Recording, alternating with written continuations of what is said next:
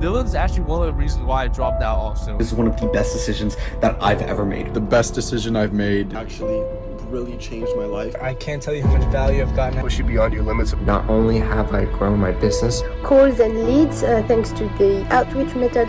And that's helped me scale my agency. It's been a game changer with my business. Alrighty. Hello, everyone, and welcome to another free call. We've been doing these every Tuesday and every Friday.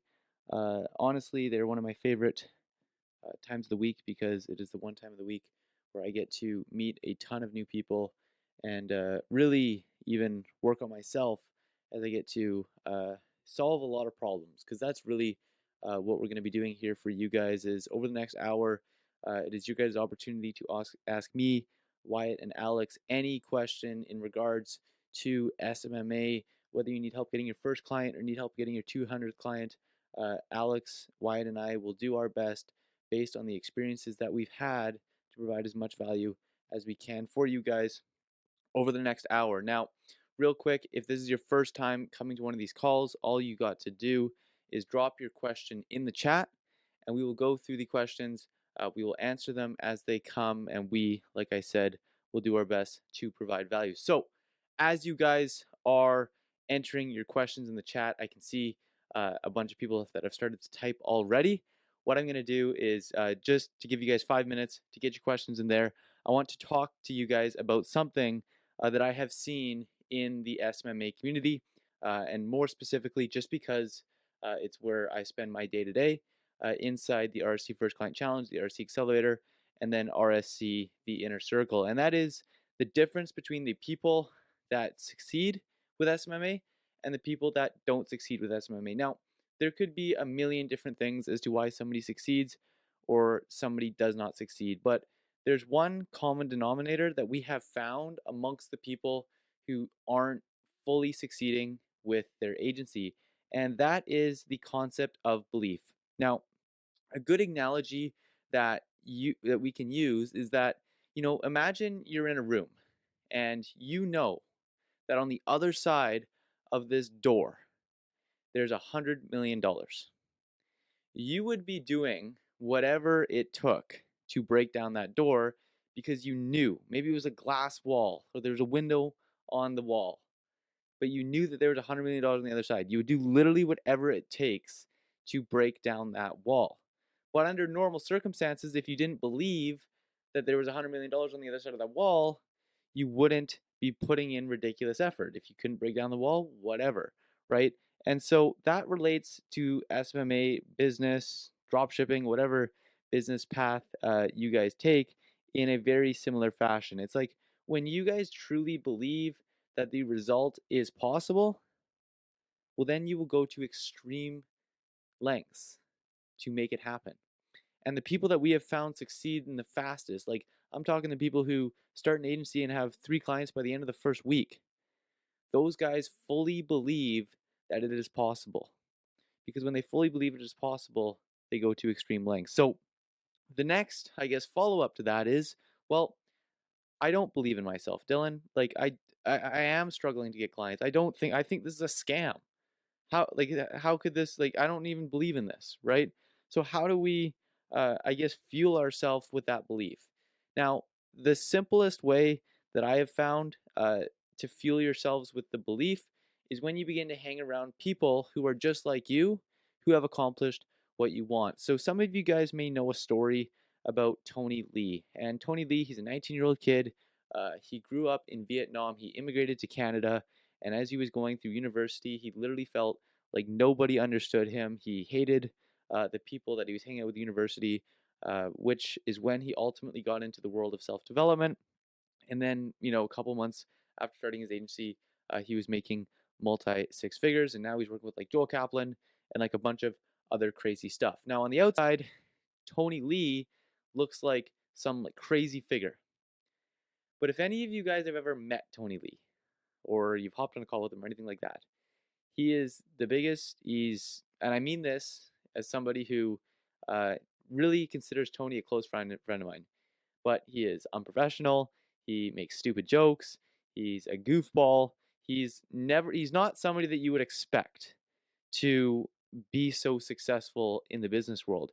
And what that has caused is a ripple effect of tons of other people who also know Tony Lee to go out and find success because they look at Tony Lee and are like, oh my God, like if Tony can do it, then so can I. There's no way that this guy can do it and I can't.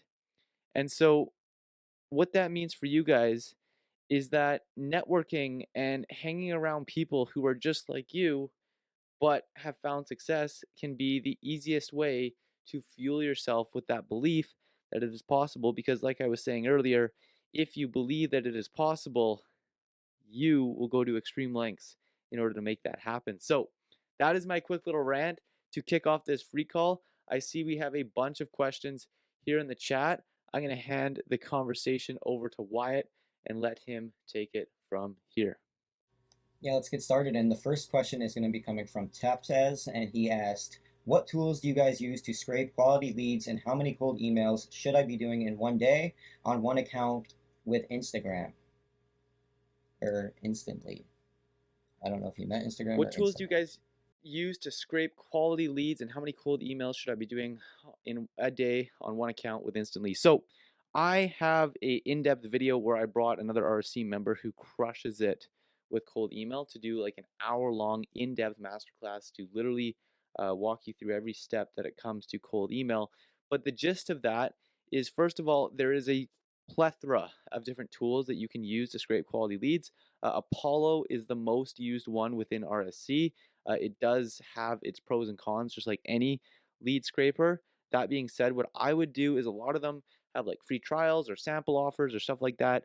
Try out a couple different softwares. Find the one that works best for your specific situation, your specific niche, and the prospects that you are specifically after. And then once you have done that, your next follow-up question was, how many cold emails should you be doing in one day on one account? And the answer is 25.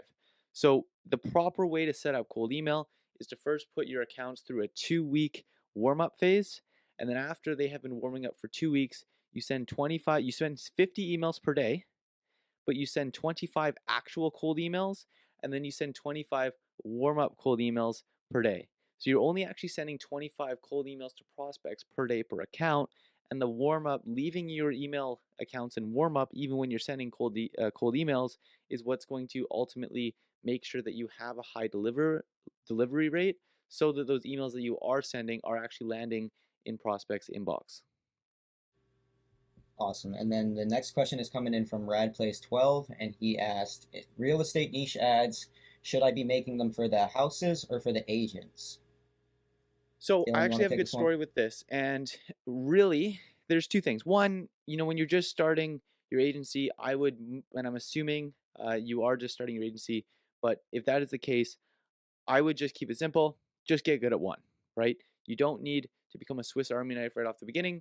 You're better off just becoming really good at one specific thing, and then over time, you can tack on additional skill sets. That being said, one of the things that I used to do when I used to work with realtors, now granted, I never did lead gen for realtors, right? In my earlier stages, when I was running Wilson Media, which was my first agency, and I did a lot of meeting with local people, and I met a lot with like local realtors in person, I would run Facebook ads for their listings, and I would take photos of their listings, and then as a part of the photos and videos or floor plans or things that I would do for them, I would also spend $100 or $200 setting up a call campaign where I basically put a carousel ad, put the 4 or 5 best photos of the house, and then a bunch of the features, and then my call to action was call for price. So they would call the realtor, and the realtor would take that conversation from there. So that was a good strategy that worked for marketing houses.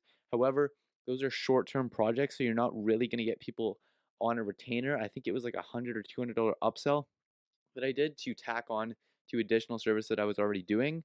Now, the ideal one is when you run the ads for the agents, because that is when you can get into the $1,000, $2,000, $4,000, $5,000, $10,000 offers, and you can build out really complex systems and actually make money at scale. It's a much easier route to scale a real estate marketing company.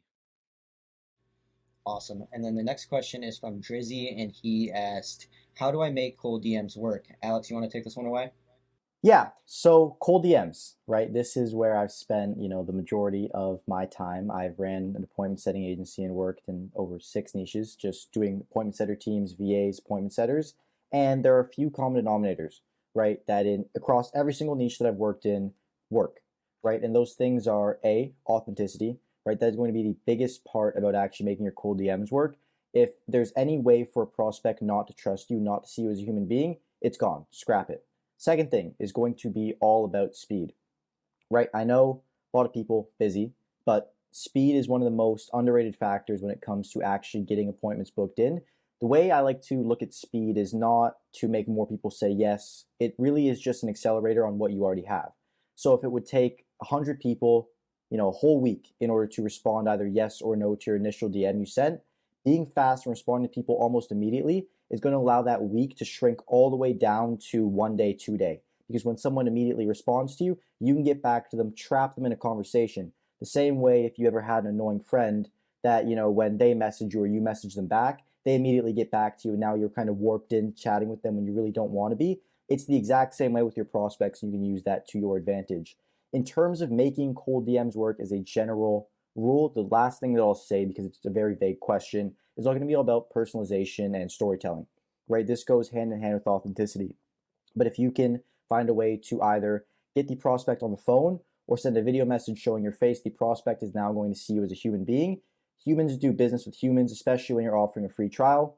Hormozy, this is paraphrasing from him, the more expensive a product, the more logical to sell, the more cheap, the more emotional, right? And a free trial is cheap. It's going to be extremely emotional. So if we can tell a story, let people see in a little window into our whole life, into our life experiences, and feel the same emotions that we felt, the driving factors, the why behind our business, like Dylan was talking about with belief earlier, that is what makes people convert in cold DMs. And I know a lot of people will say you need the master script, you need to send the most amount of messages, which is all true, right? All that is true, but without the authenticity, without the story, it does not mean shit. And I say that as someone who ran teams and was sending out thousands of DMs a day. Awesome stuff, Alex. And then the next question is from Maoji, and he asked, "Is physical therapy a good niche?" Dylan, you want to go ahead and Yeah, give for your sure. I'm input on actually going this? to answer this question and the follow-up question in one, because I see the follow-up question by HMAC right after that. Was really struggling with picking a niche. Any recommendations or ideas to help me pick one? So I'm going to answer Mawaji's question, and HMAC, please listen up because the same thing applies to you. And the answer to your question, Mawaji, is physical therapy a good niche? Is I don't know. And there's no way that I could tell because I don't know much about you. I don't know much about your stories. I don't know much about your personal experiences. But the question that I have for you is that, do you resonate with physical therapies? Do you have experience in that industry? Do you know that industry? Because it makes no sense. And one of the biggest mistakes that I see beginners make every single day is to simply go into a niche that they believe has a high ticket price, or they believe that they can make a lot of money.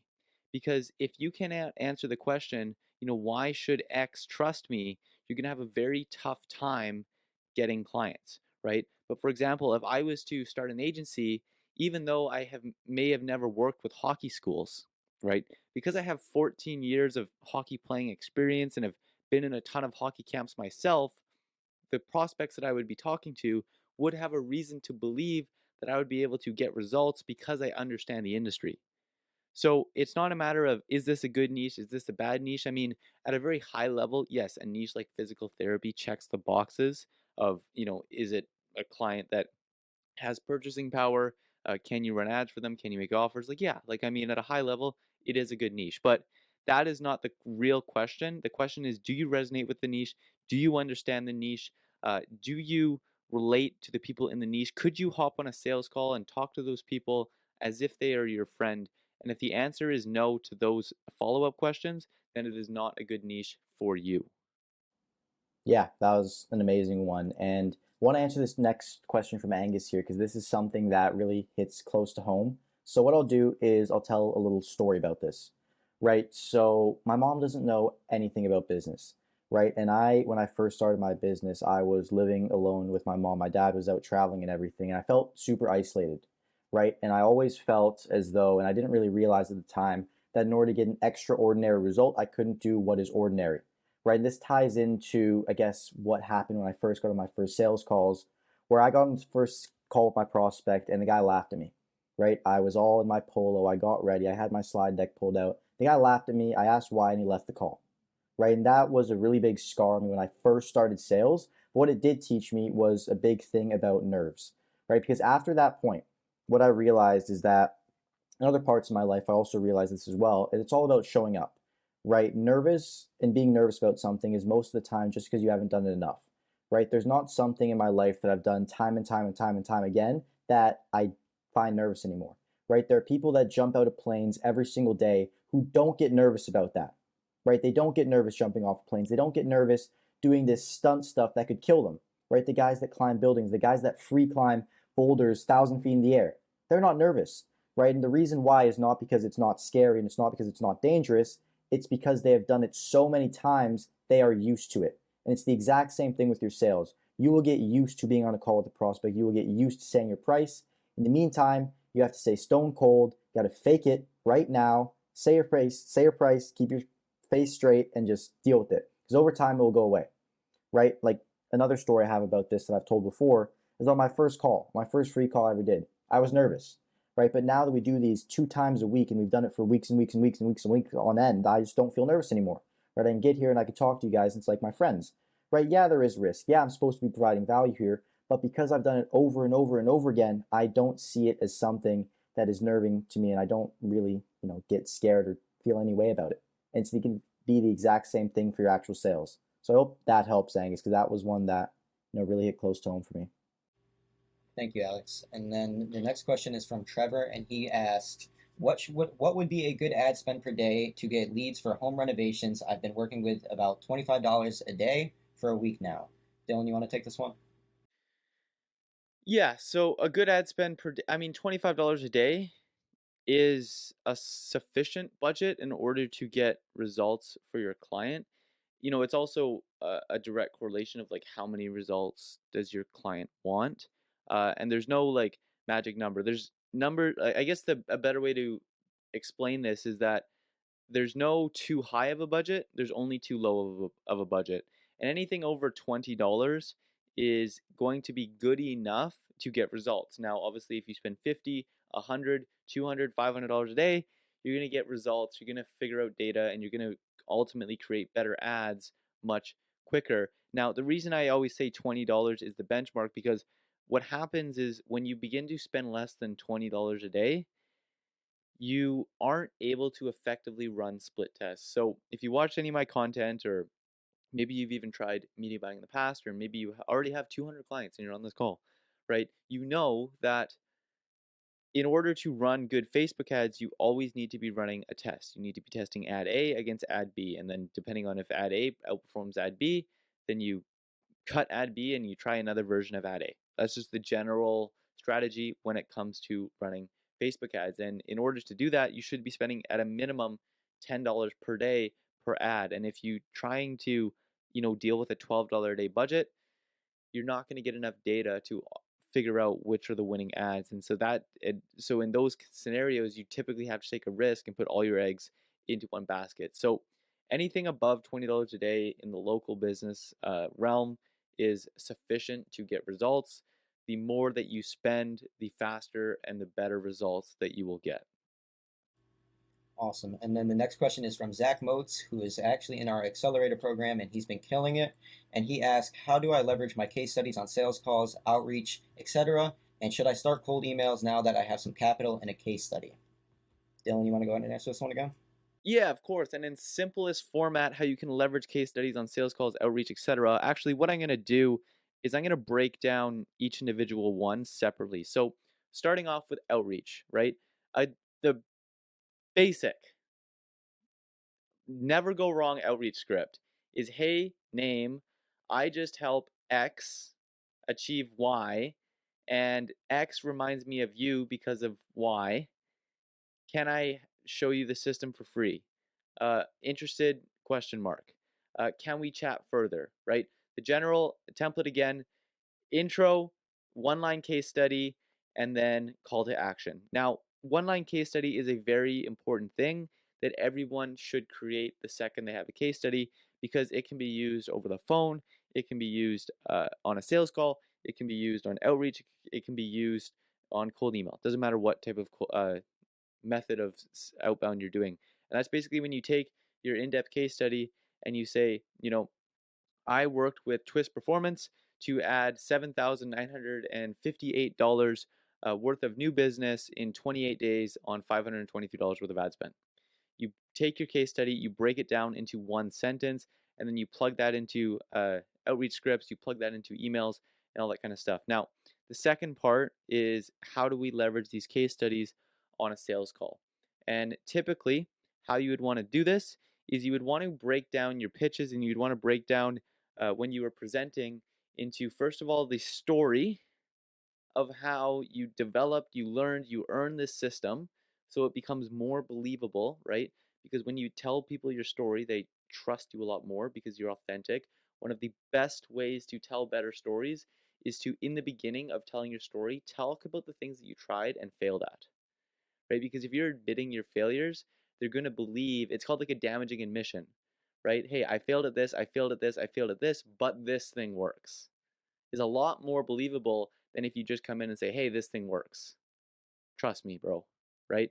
So you first start off with a story, then you talk about, the strategy as a whole, and you break down the frameworks, and that's when you can screen share and use kind of like bridge statements to make it really easy for your prospect to understand.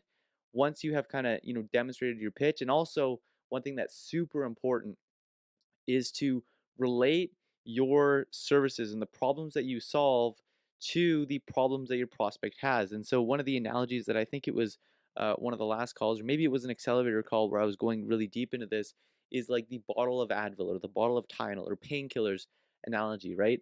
A painkiller can solve 100 different problems. It can solve headache, knee pain, uh, elbow pain, whatever you were struggling with, flu, some of them, right? But you only go to buy the painkiller to solve one problem. And if you go to the pharmacy or to the drugstore, you're going to look and you're going to scan all the different painkillers, even if they all have the same ingredients, but you're going to look for the one that says painkiller for headaches because you have a headache, even if it's the exact same as them all. And that is the same kind of approach that we want to take on our sales calls, right? When we're running Facebook ads, and we're booking appointments for people, that by itself solves a lot of problems, right? It could solve the problem of our client isn't making that much money. It could solve the problem of our client doesn't have enough time.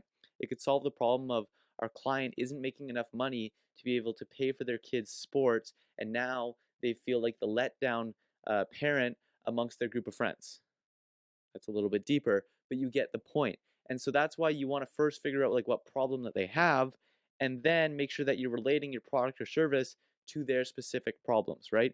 Hey, this go high level sequence is going to help you do X so you can Y, and Y is in relation to relieving pains that they admitted to you earlier in the sales call. Now, the last part of the sales process after the pitch is when you say, and this worked for X, and that's when you insert your case study. So I know I went on a little bit of a tangent there, but I think it was good to go deep onto sales, whatnot, and I also have a couple sales YouTube videos lined up. So I guess you could say I got sales fresh in my mind after today. But to recap, in the beginning, you tell a story about how you learned or earned your system. Then you talk about the strategies and the frameworks that you actually use, showing the guts of what you do, and then you tie it all up with the case studies of who you've worked for in the past. That's the sales call. And then the outreach approach is when you condense everything into one single line, and then blast that in your DMs, blast that in your emails, blast that in any form of outreach that you were doing. Yeah, and I got one more thing on this actually. So, like generally, when you're in sales situations, you're going to end up using your one case study or multiple case studies as you get more and more in very loose situations as well. Right? You're going to have them in the indoctrination sequence, you're going to have them in the outreach, but generally, right, if you want to leverage a case study, it's always going to be used to back up a claim. Right? If we've ever gone over like rewriting beliefs, the biggest thing is, you want to tell a story of how something reaffirmed that belief, whether it was you, whether it was someone else, an experience of that being reaffirmed. And that's going to be very relevant in your sales process, because anytime you're making a claim, oh, I can do Facebook ads for you. Oh, I can do this. Backing it up with that case study or with some form of loose tie to that other prospect or other work that you've done is going to be super, super important. right? It might not be a case study. If anyone has a free trial client that they're working with right now and trying to sign on more clients, they haven't got them great results. You can do this as well, right? You can say, oh, I'm running ads for them to generate leads just like I'm doing for this business, right? And by doing that, you can rewrite over the beliefs and back up claims that you have, adding a lot more validity to what you're actually saying, building trust, which ultimately, if you can build that trust, will result in sales. And that's just how you can use general case studies and general affiliation with other companies. Awesome for both of you. And then the next question is from Lucas, and he said that he has an ad that he has had up for a week that generated 12 leads for his client, and then he duplicated it, split tested it, bumping up the budget from $10 to $20, and now it's not doing as well anymore. Should he turn off the ad and split test it with different copies and different call to actions, or should he keep it running? Dylan, you want to answer this one? Yeah, turn off the ad and try something new. That's yeah, there's not much more to explain on that. If it's not working, keep testing, keep split testing, keep collecting data until it is. The only thing that I guess you could say I'm assuming is that you have accurate and sufficient amount of data to make that conclusion, right? If you've been having your ad live for 4 hours and you're coming to the conclusion that this doesn't work, the ad sucks, all that kind of stuff, well, then that's just an emotional decision. But if your ad has been up for anywhere between 1 to 3 days, you have upwards of 1,000 impressions, and your results are not up to par, then shut it off, tweak something, figure out what the lowest performing element of the ad is. So is your click-through rate low, which meaning you have a bad creative? Is your link click-through rate low, which means you have a bad headline? Is your form low, which means you have a bad offer or bad offer positioning? And then from there, make adjustments, try something new, and then relaunch the ad. Yeah, and then I know Rivis also put something in the chat earlier. And what I wanted to do, because it kind of segues with these two media buying questions, is first, right, I want to address like the question you asked, asking about, what your copy and follow-up system is, and then that you don't want to share it because you're afraid that other people will steal it. So what I want to do here is I want to kind of rewrite the belief that you have. Because on Facebook, right, and I'm sure you're aware of this, there is a public ad library, right? And what the public ad library means is that you're going to be able to see everyone's ad no matter what, right? You can see the best companies in the world's ads. You can see 8-figure ads that these people are paying $100,000 a month retainers for, and you can see them clear view, just like that, one search away, right? So there's no need to hide what you have, right? In fact, hiding what you have, like there's a lot of people here that could honestly give a lot of feedback. Say, oh, we have mutual experiences. Oh, we can look at these ads, compare and contrast, because ultimately hiding yourself in and creeping yourself in is not, keeping your secret in. Because right now, I assume that you're not, having a 100K a month agency, 200K a month agency, right? Dylan is a 20K a month agency gym owner. There's lots of other people on this call work in gyms, right? You are holding in right now what you have, whereas if you let it open, you let it all open, right? You allow yourself to actually learn new things and take in more information, which is ultimately going to lead to, you making more and more progress. Yeah, 100%. Networking is key, guys. Like you are who you surround yourself with, right? That's what they always say. And then the next question is coming in from Trevor, and he asked, should he be split testing ads right away, or should he run an ad and then split test it if it doesn't perform?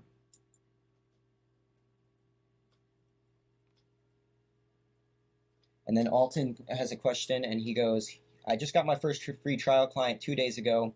He set up the ad yesterday, and he got a lead today, but he can't seem to find a way to contact that lead. He set up an automation that he saw on your YouTube channel for Go High Level, but it doesn't show the lead in there. How do I contact that lead? Is there anything wrong with this ad I set up? Please let me know. And then he sent a screenshot.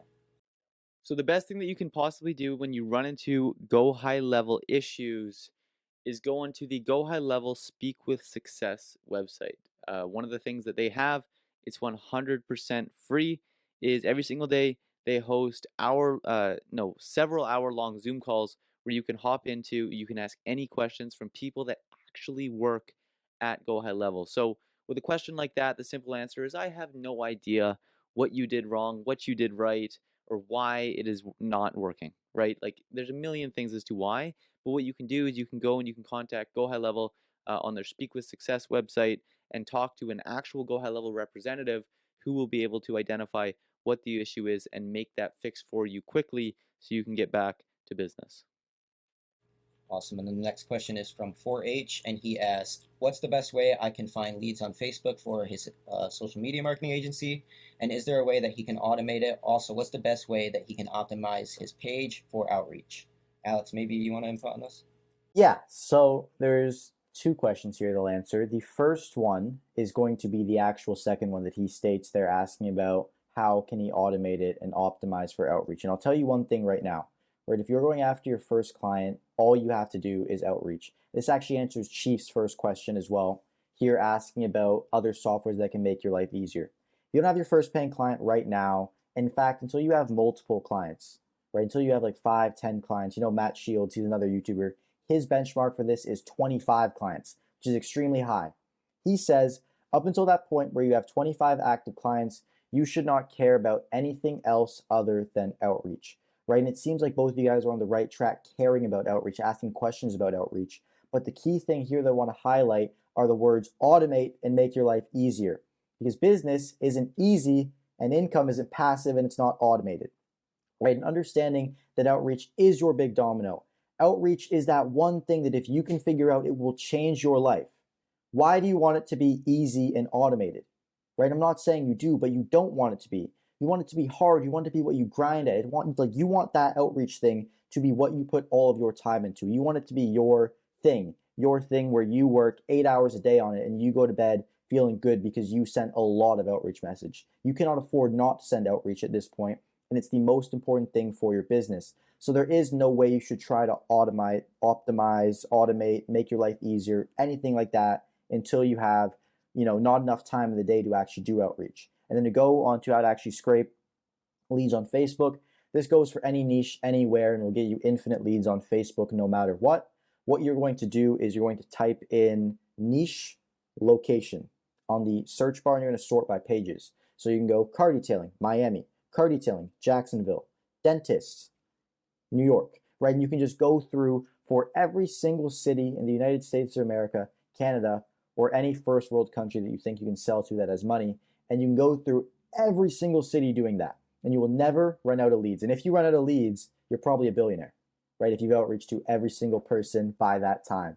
So that is how you can find leads on Facebook, and along with why you should not automate or make your life easier using software for outreach. Yeah, and I just want to add on that as well too, because the reason it is hard to build a business, the reason it is hard to do outreach, the reason it is hard to sign our first client is the reason that we desire to do it. If it was easy, there would be no desire to do it, right? Whatever challenge is, like the reason people desire to get in shape and to get six-pack abs and to look like Wyatt is because it's a hard thing to do, right? The reason people desire to make 10K a month and be able to flex on their friends is because it's a hard thing to do. But as soon as you take away that, difficulty, it becomes less desirable. And I actually have a story that I've never told people before. I've never talked about this in my content. And honestly, because it's not the most proud story that I have.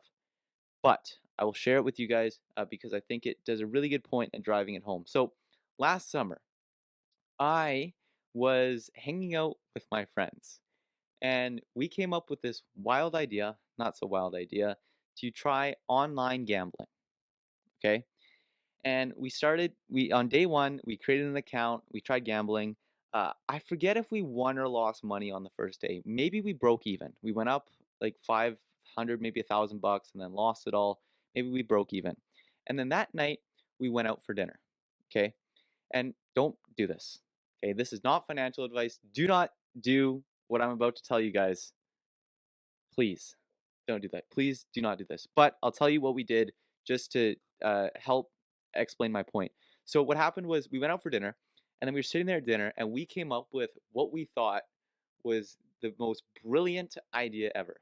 Turns out it's an age-old tactic in gambling, but we thought we literally were going to conquer the world.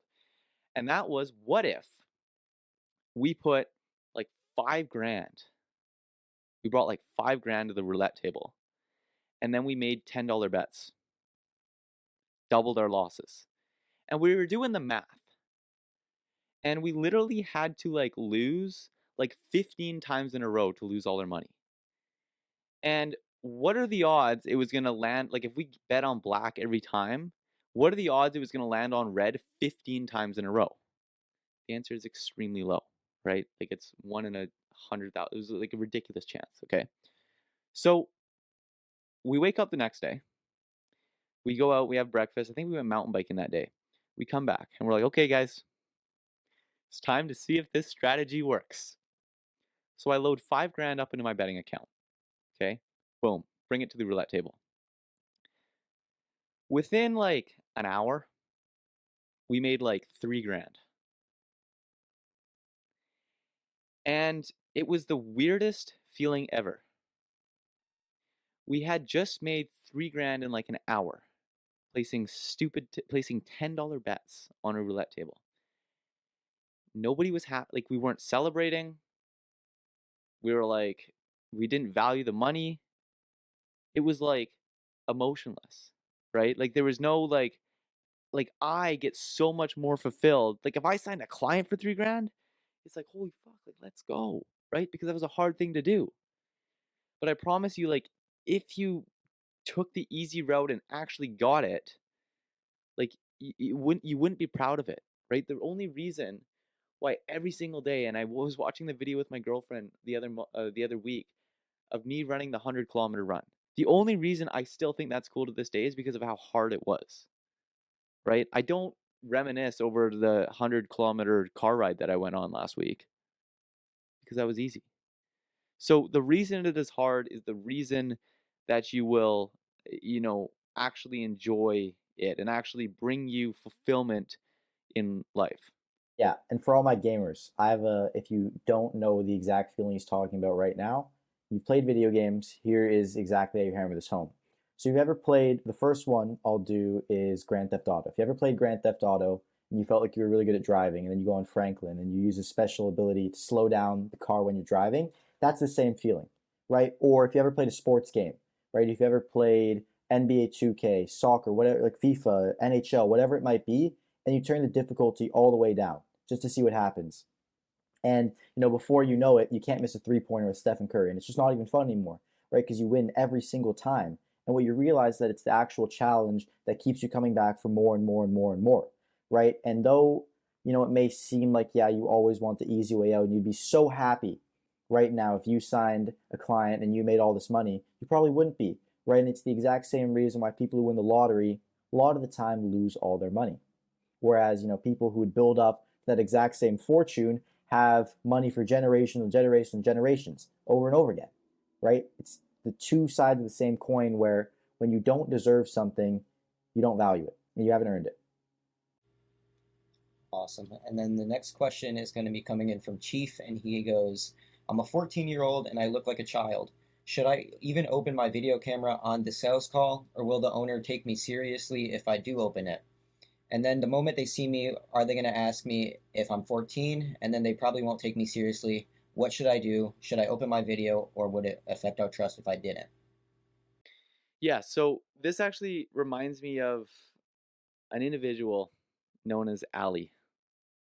Okay, so Ali joined the First Client Challenge, I don't know, a couple months ago.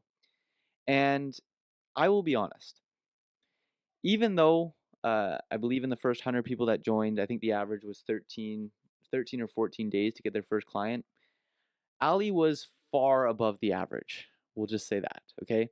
Ali took months to get his first client, and Ali was a 14-year-old living in Turkey, or still is a 14-year-old living in Turkey. And the problem that Ali had was this exact issue, right? He was hopping on sales calls because he was following the outreach, he was booking appointments, he was doing all the stuff, but every time he would hop on a sales call as a 14-year-old and then, try and propose to, do a real serious task like run Facebook ads or do something like that, the owners were just not trusting it. So what Ali ended up doing was switching to a service that was a little bit more creative and was a little bit more justifiable for somebody who's still on the come up within their SMMA journey to be able to be trusted in order to deliver upon expectations. So in Ali's case, he transitioned to doing thumbnail design. And now, since he transitioned to doing thumbnail design, using the same processes that he already learned on how to book appointments and all that kind of stuff, he got like 3 clients in 2 weeks and paying clients as well. And now I think there's even some guys in our SC who are now working with Ali, right? And if he continued to, go down that path of trying to pitch paid ads, as a 14-year-old, unless he was a phenom or an anomaly or, appeared a lot older than his actual age, he was going to have a very tough time. Like he was really fighting an uphill battle where what an easier approach to do is to find a in the door, get your foot in the door with maybe something like graphic design or social media management or thumbnail design or something along those lines. And then once you've built up a little bit of a relationship while you're making money, then you can transition to doing something such as Facebook ads. And you can start with the clients that you already know, like, and trust and already have a good solid relationship with. Once you get case studies off of them, then you can take these case studies to market, because once you have a case study, they don't care how old you are, they don't care where you're from, they just care about the results that you can deliver. Yeah, and I'll say you have actually another option here, right? Because that is what I would consider option number one. Option number two is the option that I followed, right? When I signed my first client, I was 15 years old. And the advantage, that I have is I don't look 15 or I don't look 16, right? From an outside perspective. So that is one of the other advantages. But really, you can either, transition your service and get into a creative outlet where someone can see your value up front. Someone cannot see the value of your media buying skills up front. Whereas if you were doing thumbnail design, they can see your art up front and know that that's what you've done. They can see what it looks like. They can see the result. And the other option is really to be extremely put together, right? But you also have to leverage authenticity while you're doing this at the exact same time. So it's really a situation where you have to determine for yourself, do you want to go the approach of, I'm going to really get my shit together, I'm going to look super good, and I'm going to get really good at sales and leverage and be that guy when I walk in the door, which is the harder approach. Or you can go with the approach where you switch your service to something where you can see your value up front, and it's a little bit more low risk for the actual prospect buying, and then use that to get your foot in the door and then upsell them further on. And those are your two options. Awesome stuff from both of you again.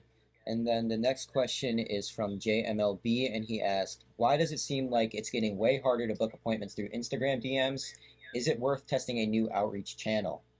Dylan, you want to take this one away? Yeah, so the first thing that I think of when I hear this question is it getting harder to book appointments, or are you experiencing less fulfillment per appointment booked, right? Do the actual numbers back up what you were saying? Because one of the things that I've noticed in the past is that, maybe you average 1 appointment per day. And in your first week, that's like, oh my God, I'm booking appointments. I'm actually growing an agency. This is so cool. But by week like 6, it's like, oh, how do I get to 2 appointments a day? Even though like your actual numbers haven't changed. Now, assuming your numbers have dropped, uh, yeah, like there's no harm in trying a different outreach channel. Now, I do have a story about a friend of mine who he was actually in RSC, and he had an agency, and his agency scaled really quickly. He started at zero, and it was like 3 or 4 months later, he was a little bit under 20 grand a month. And he did this 100% through cold DMs on Instagram.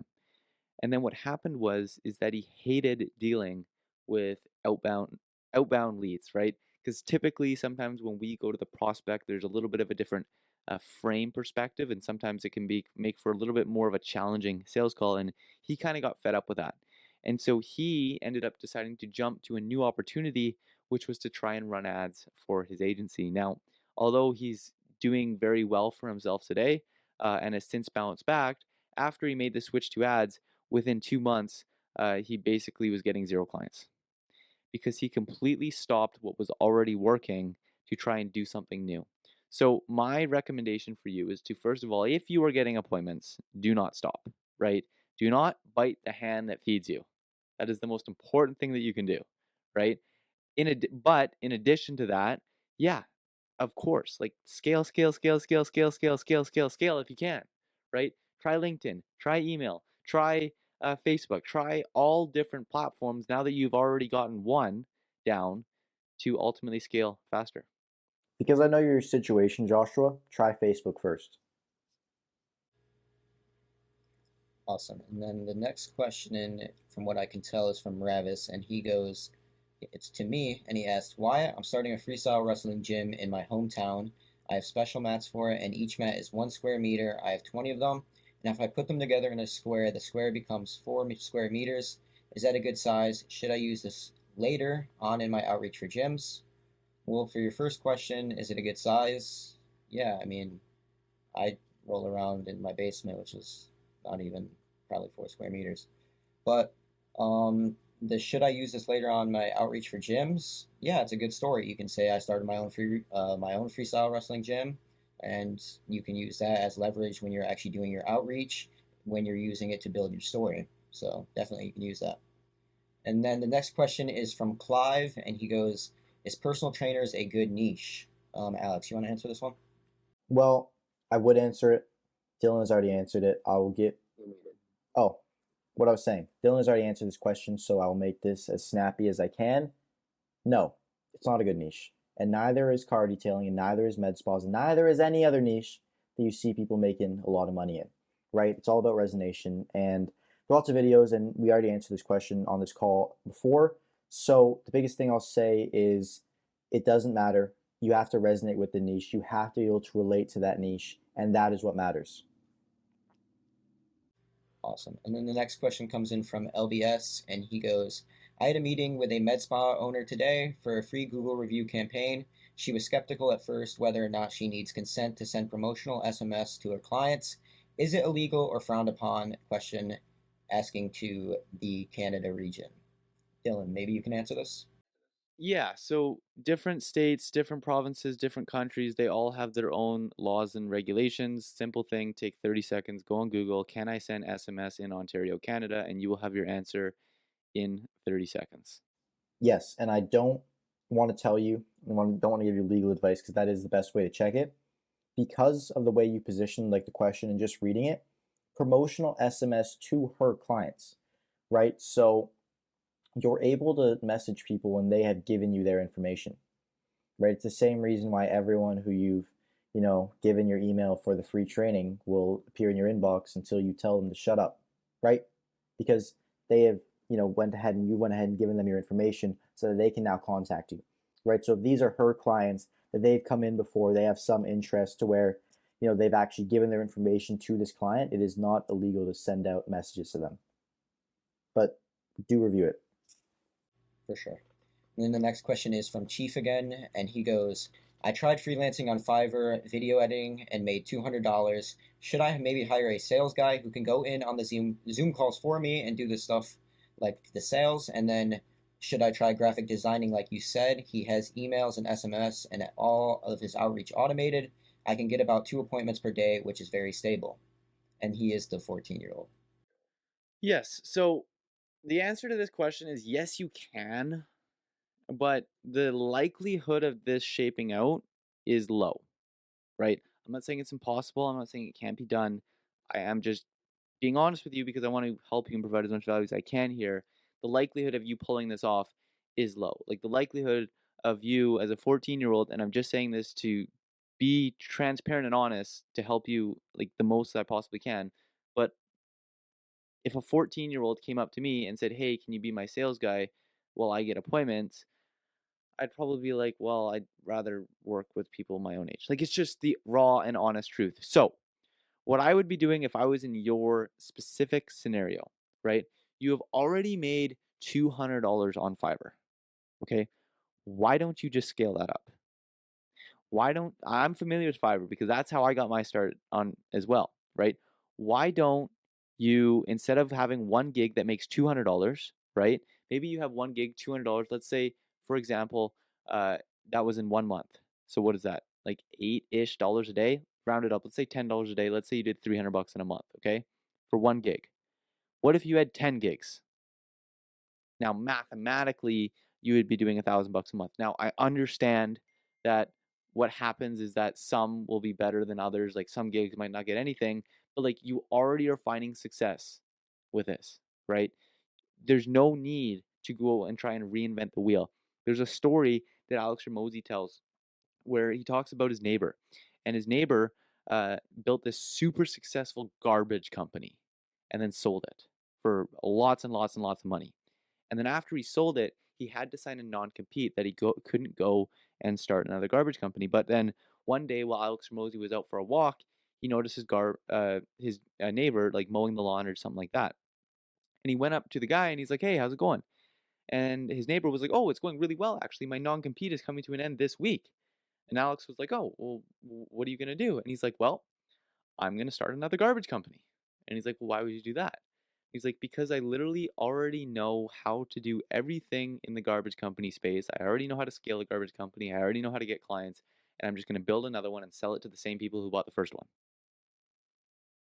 And it's like, yeah, that makes sense, right? That is going to be your quickest path to success. That is going to be your quickest path to, first of all, acquire the skills that you can use to grow any business. And second of all, acquire the capital that you can use to grow any business, which if you are doing this at 14 years old, like I didn't even start my agency until I was 18. You will be making 10, 20, 30, 40, who knows how much K a month by the time you were 18 when I was just getting started. So do not stop. Just go all in on what you're already finding success with. Yeah, and if I can input something here for you, Chief, um, why even hire a Zoom? Like, if you're gonna hire a guy to get on your Zoom calls to offer video editing, this is kind of going back to what Dylan said earlier to you for your first question. Why don't you just do the creative side? Like, why don't you offer it? It's not like you're running Facebook ads for them, you're video editing. So they're not going to be less likely on that call to be hesitant in moving forward with you because now it's a more creative service. And I mean, 14-year-olds nowadays are like 20-year-olds on technology. So a lot of the times that could be in your benefit. Anyways, the next question is from Millie Hero, and he goes, "Is luxury watches a good niche, or should I go to real estate?" Another niche question. Alex, you want to take this one away? It's not a good niche. Keep it short. That's my answer. It's not my answer. Anyone ask me a niche question after we've answered it before? No, it's a terrible niche, and there's probably a million problems that you're going to run into, going to make you feel like you want to quit, right? But it's the same thing for every single other niche, right? Because that is markets and that is business, right? So your competitive advantage is going to be found in something that, again, you resonate with, that you understand. Because if you can relate with somebody and you can speak with them, you can turn into a person with 10 plus years in sales experience. What it would take that person grinding out, learning interpersonal relationships, learning psychology and physiology, how to actually speak with somebody.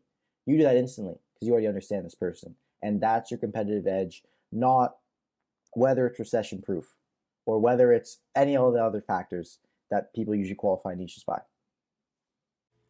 Awesome. And then the next question is from Angus, and he asked, at what rate should I consider hiring VAs? For example, right now I'm at 8 clients and having no trouble, but it's getting a little bit harder to find time for appointments since I'm still in school. Alex, you want to answer this one again? Or Dylan, do you have something to say? Yeah, I got something. Angus, I'll go. Angus, I just upgraded you to the accelerator role because I know that you were killing it inside of there. Anyways, in addition to that, 8 clients. That is amazing, right? That is 8 more than most people ever get. That's the first thing I'll say about that. Second thing is, think of VAs like a train, okay? Now, what would happen if you put a train on the road? It'd be a disaster because trains, they don't go start, stop at red lights, go on green lights, make left turns, put on their signals, like all that kind of stuff. Now, one of the biggest problems that people have when they hire VAs is that is how they treat their VAs. They're like, "Oh my God, I'm going to hire this $3 an hour VA and they're going to scale me to 10K a month." And they think that they can just hire somebody from the Philippines, put them into the business and be like, "Yo, you go scale this company." But in reality, if the VA was capable of doing that, they would just do it on their own and not get paid $3 an hour, and they would just make 10K a month on their own, right? So what you need to do is you need to create train tracks for this VA. That is the best analogy that I can use, where it becomes simply like putting a train on a train track and then fueling it with gas, which is your $3 an hour, to ultimately get them to your end destination, right? And those train tracks come in the form of SOPs, proven outreach scripts, in-depth training systems. And once you have all that in place, hire as many VAs as you want. Hire 15 of them, right? It doesn't matter, but as long as you have like a proven outreach script, a proven follow-up sequence, a proven appointment setting system, SOPs and all that kind of stuff, pour the, as much as you can spend on VAs, spend them on VAs, because there's a lot of guys inside of RSC who have scaled quickly by leveraging VAs. Yeah, and what I'll say about this too, there's two other dependent factors that are going to be really important here for you.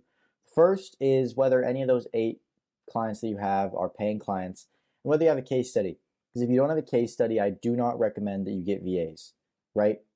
So do you have a case study, Angus? Because I know you're actively typing. Yeah, no, that was his paid. Yeah, one is paid. So do you have a case? Not yet. Okay, so I wouldn't do it yet. And I say this again as somebody who made all their money in the agency space building appointment setter teams and building VA teams, right? And like the biggest reason why I say that is because right now there is nothing to scale, right? Until you have a case study, getting a lot of appointments doesn't benefit you as much as yielding a case study, right? And just given the dynamic that you have, it makes a lot more sense for you to allot all your time into doing service delivery, and then with any other extra time you have, going overboard, pushing your limits as an entrepreneur and as an individual to actually focus on outreach. The reason why is because once you have a case study, then you can build a roof off of it, right? You can go as high as you want, you can start scaling. But up until that point, it doesn't make a lot of sense, because let's say we get a VA for you right now, they're set up, it's going to take you a lot of time, right? It is going to be a lot of time that is initially going to be taken to build the SOPs, to build out everything, and the yield won't be as high until you can actually sell paid offers they're going to be getting an immediate return from. So that's why. And the last thing, this is just personal to Angus. I know that you were in the accelerator, and there is a VA training course as well in there. So as soon as you get to that phase and you check the boxes that Alex just said, you can rip the VAs. You can go on Upwork, get a bunch of VAs, put them through that course that's already built out for you for the VAs, and then you should be off and running. And then the next question is from HMAC, and he asked a question for Dylan. And he said, Dylan, I was watching your free course on YouTube talking about outreach and getting on a phone call instead of continuing to DM people.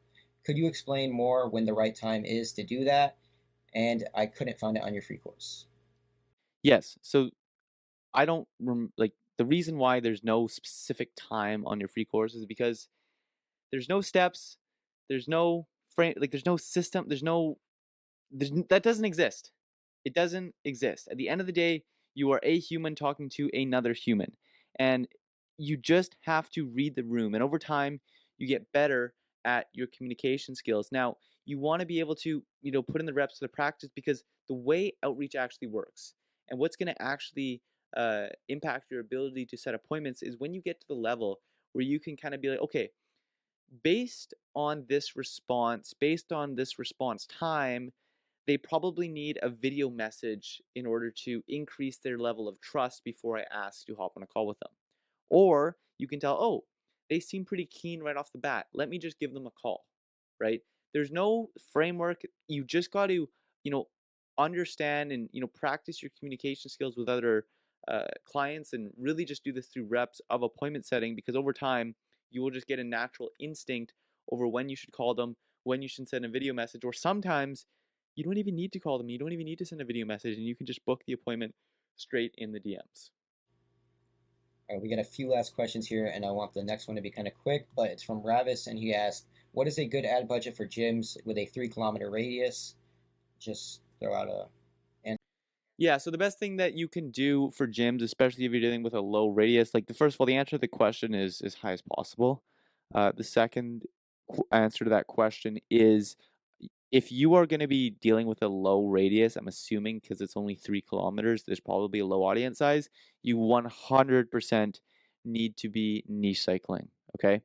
Now, I have a bunch of videos on niche cycling and how that works and the principles and philosophies behind that.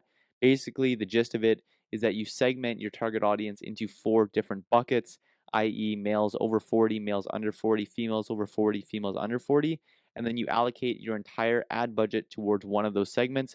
Once that audience dries up, then you move to the next segment. And by the time that you've gone all through all 4 segments, the original segment that you started with is fresh again. And that is how you can run ads for extended periods of time without dealing with audience fatigue and audience burnout. And then the next question was from Chief, and he said, I fucked up my Fiverr client because of slothness and was very trash at video editing at the time, and almost everything I do, I mess up. Should I outsource all of these things? Do you know how to upscale the Fiverr gig? Okay, I'm going to use this as the last question because I'm going to really hammer this home. And this applies for absolutely everyone on the call.